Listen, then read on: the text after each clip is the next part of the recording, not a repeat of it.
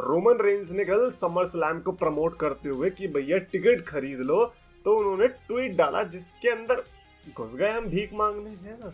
तो हमने summer slam की टिकट मांग ली और गैस व्हाट, नहीं मिली यार। तुम लोग तो खुश हो गए कि मिल गई मिल गई मिल गई, नहीं मिली भाई।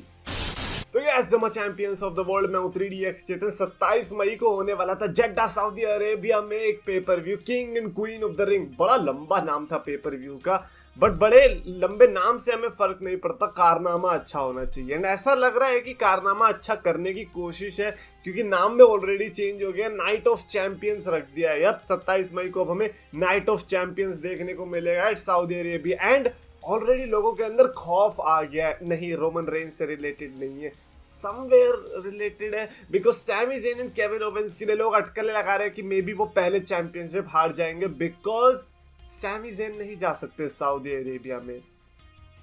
तो ऐसे में अगर सैमी ज़ेन और केविन ओवेंस हारते हैं championship, it is going to be worst decision, क्योंकि अभी कोई सेंस ही नहीं बना रहा। इस समय WWE का ऑफ सीजन चल रहा है, यानी कि ब्रेक, ऐसा लग रहा है WWE इस समय ब्रेक पर जा चुकी है। और ऐसे में अगर ये लोग चैंपियनशिप हार गए, इससे ज्यादा बुरा कुछ नहीं हो सकता। तो मेरे को लगता है डरना लाजमी है, बट WWE ने अगर ये चीज कर दी तो बहुत बुरा होगा यार। एक आध चैंपियनशिप मैच तो स्किप कर सकते हो, just because night of champions है डजंट मीन कि सारी चैंपियनशिप डिफेंड करनी जरूरी है। कम ऑन मैन, इतना भी क्या यार, तुम अपने रूल पे आ रहे हो हैं। मैं गिनाऊं ऐसे कितने रूल्स है जो आप लोग फॉलो नहीं करते हो। नहीं, when it comes to Sami Zayn हम नहीं सहेंगे। चलो कोई बात नहीं। उसके अलावा भाई मेरे को लगता है कि जो अभी बैकलैश आने वाला है उससे ज्यादा बढ़िया पेपर व्यू हमें नाइट ऑफ चैंपियंस देखने को मिलेगा।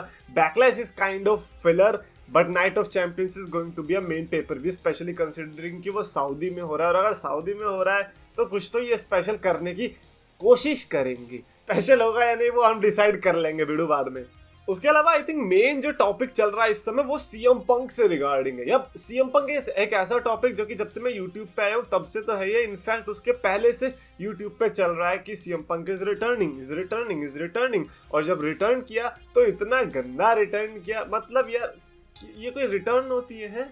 इससे अच्छी तो वेलकम का रिटर्न था। वेलकम की मूवी जो दोबारा से बनी थी वो भी उतनी अच्छी नहीं थी, बट फिर भी वो ज्यादा अच्छी थी कंपेयर टू सीएम पंक का रिटर्न जो कि रेसलिंग में देखने को मिला इन ऑल एलीट रेसलिंग। और इन जनरल देखा जाए तो WWE के बैक स्टेज में हुआ था। बट नाउ इतना सब होने के बाद प्रेस कॉन्फ्रेंस का मीडिया स्क्रम जो हुआ था सीएम पंक का ऑल एलीट रेसलिंग के साथ जो पंगा हुआ था, अभी रिसेंटली ऐसा लग रहा है कि CM Punk might be coming back to All Elite Wrestling again. मतलब परसों तक ऐसा था कि वो किसी भी कंपनी में आ सकते हैं, बट कल की रिपोर्ट के बाद ऐसा लग रहा है कि वो ऑल एलीट रेसलिंग में दोबारा से आने वाले। And not gonna lie, if CM Punk returns to All Elite Wrestling, मेरे हिसाब से मैं फिर दोबारा से देखना चाहूंगा AEW, क्योंकि I think CM Punk is the only reason जो कि मेरे को इस समय अट्रैक्ट कर सकता है उस प्रोडक्ट पर। उसके अलावा उधर कोई ऐसा सुपरस्टार नहीं है। Even Jeff Hardy, Jeff Hardy जो कि मेरा पर्सनल फेवरेट है, मैं नहीं देख सकता बिकॉज मेरे को पता है कि बुरा होने वाला है उसके साथ। CM Punk is the guy जो कि करवा लेगा अपने साथ अच्छा कुछ ना कुछ, वो बुरा नहीं होने देगा। बट जेफ हार्डी बड़ा भोला है, वो लोग कहेंगे कि भैया तुम्हें यहाँ से कूदना है लेकिन फिर एंड में आके हारना है, फिर एक हफ्ते दिखना भी नहीं है, तो वो मान भी जाएगा। लेकिन सीएम पंक ऐसा नहीं है। सो काफी लोग पूछ रहे थे कि जेफ हार्डी के रिटर्न के बारे में क्या ओपिनियन है।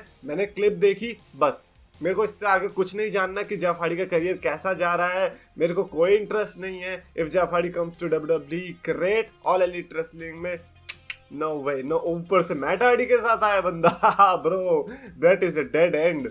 एंड डू आई थिंक कि सीएम पंक का रिटर्न हमें देखने को मिल सकता है?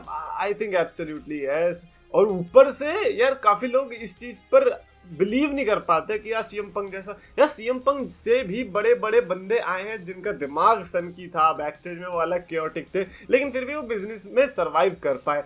एंड काफी लोग ये चीज भी बिलीव नहीं कर पाते कि ट्रिपल एच या फिर विंस मैकमैन, मैं कह रहा हूँ कि टोनी खान के कंपैरिजन में ट्रिपल एच और विंस मैकमैन के चांसेस ज्यादा है कि वो सीएम पंक को ले लें, because they care about business. And as I said earlier, अगर सीएम पंक कितना भी सन की होगा, अब विंस मैकमैन और ट्रिपल एच को पता है कितना सन की है, तो उसकी अकल ठिकाने पहले ही ला देंगे वो साइन करने से पहले। तो उसकी भी कोई प्रॉब्लम नहीं आने वाली कि सीएम पंक वहां पे जाके बखेड़ा खड़ा करने वाला है, रोमन रेंस का एक हाथ पड़ेगा वो वही सो जाएगा उसकी भी कोई प्रॉब्लम नहीं है। So I think CM Punk has to come to professional wrestling, क्योंकि ठीक है यार फैंस पसंद करते हैं और बैक स्टेज के ड्रामास तो होते ही रहते हैं यार, ऐसे ड्रामास कहाँ नहीं होते।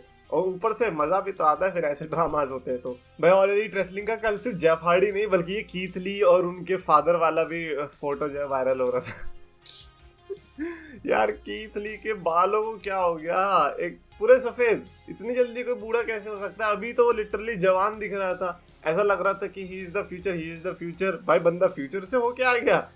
और ऊपर से I should be the last one जो कि किसी के बालों के कलर के बारे में बात कर रहा है ना? मैं तो वो राइट खो ही चुका हूँ। बट नहीं यार, कीथ ली के बारे में बुरा इसीलिए भी लगा क्योंकि एडम कोल का ऐसा लगा कि वो मैनेजर बनने की कोशिश कर। रिमेंबर द टाइम जब न्यूज आई थी कि एडम कोल जो है मैनेजर बन सकते हैं कीथ ली के, ऐसी रिपोर्ट्स आ रही है। तो ऑल एलीट रेसलिंग के फैंस क्या भड़क गए थे, Keith Lee deserves better. But अभी शायद से सेम हो रहा है और ऑलरेडी ऑल एलीट रेसलिंग के fans are praising it. I love it, I freaking love it. मेरे को क्या है भाई, हमें क्या ही फर्क पड़ता है, हम कौन सा देखते भी हैं। तो you enjoy this show. But ये भाई फोटोशॉप बहुत ही तगड़ा था, भयंकर। मेरे को एक और चीज बढ़िया लगी कि रोमन रेंस की स्टोरी में अब हमें इजाफा होता हुआ देखने को मिलेगा। That Roman Reigns might be involved in J Uso and Paul Heyman के टेंशन में, और जे उसो एंड पॉल हेमन की टेंशन हमें देखने को मिलनी चाहिए। और ऐसा लगता है कि ये रॉ में ट्राई कर ही नहीं रहे, उनको रॉ में भी ये स्टोरी ट्राई करनी चाहिए, स्मैकडाउन में भी करनी चाहिए। क्योंकि आई थिंक अब बहुत जल्दी से जल्दी अगर ये फैमिली ड्रामा एटलीस्ट निपटा दे तो अच्छा रहेगा, ताकि हम सोली फोकस कर सके रोमन रेंस और उसकी चैंपियनशिप के ऊपर। अभी क्या होता है कि स्टोरी खत्म होने को दिखती नहीं है और फिर हम ये एक्सपेक्ट करते हैं कि रोमन टाइटल लूज कर देगा। ऐसा नहीं होगा, पहले कम से कम फैमिली का तो ड्रामा खत्म हो, तब तो जाके रोमन रेंस अपनी टाइटल हारेंगे। अभी तो चांसेस ही नहीं लग रहे। बट हाँ, अभी के स्मैकडाउन के लिए ऐसा लग रहा है, लग क्या रहा है, ऐसा पता भी चल रहा है कि पॉल हेमन और जे उसो के बीच टेंशन दिखाई देगी और रोमन रेंस उसमें इन्वॉल्व होंगे। एंड समहाउ अगर इसमें ब्रॉक लेसनर इन्वॉल्व हो जाए आगे चल के, मतलब बैकलैश के बाद, कि भैया पॉल हेमन दोबारा से ब्रॉक लेसनर के पास आ गए, Roman Reigns is with the family, दोबारा से Roman versus Brock, maybe I don't want to see that. शायद होगा भी नहीं, right? But the fact of the matter is कि रोमन रेंस अब जल्दी से हमें टीवी पर दिखाई देने वाला है, which is what we want, क्योंकि रोमन रेंस के बिना थोड़ा स्टेल भी दिखाई देता है। एनीवेज, उसके अलावा एक और जो कल सोशल मीडिया पर चीज ट्रेंड हो रही थी, that was related to Sting and the Undertaker. Because कल जो ट्वीट आया था नो डीक्यू की तरफ से कि do you think Sting has reached the Undertaker's level of greatness despite not having a lengthy WWE run. तो काफी लोग नो कर रहे थे, काफी लोगों ने यस भी कहा, काफी लोग ऑल एलीट रेसलिंग के फैंस थे वो बुराई मान जाएंगे कि यार ऐसा कैसे हो सकता है, स्टिंग तो अंडरटेकर से अच्छा, ये वाले लोग भी थे। मेरा पर्सनल ओपिनियन में I think sting and Undertaker man level कहना बड़ा अजीब है, बट अगर वर्ल्ड वाइड की मैं बात करूं तो I think Undertaker definitely sting से ऊपर ही है। इन रिंग की मैं बात नहीं कर सकता अभी, क्योंकि अंडरटेकर कभी भी इन रिंग के लिए जाने ही नहीं गए, तो उस पर तो क्या ही बात करनी। तो अगर लेवल ऑफ ग्रेटनेस की ही बात हो रही है तो आई थिंक अंडरटेकर बहुत इजीली स्टिंग के काफी बड़े बड़े धुरंधरों को भी नीचे गिरा देते हैं। तो फिर ये तो फिर भी स्टिंग है, चाहे डब्ल्यूडब्ल्यूई का रन गिल्ड ना, उनका टीएनए का, एडब्ल्यू का या डब्ल्यूसीडब्ल्यू का, आई थिंक अंडरटेकर उनको आउटशाइन कर रहे हैं। That is my opinion.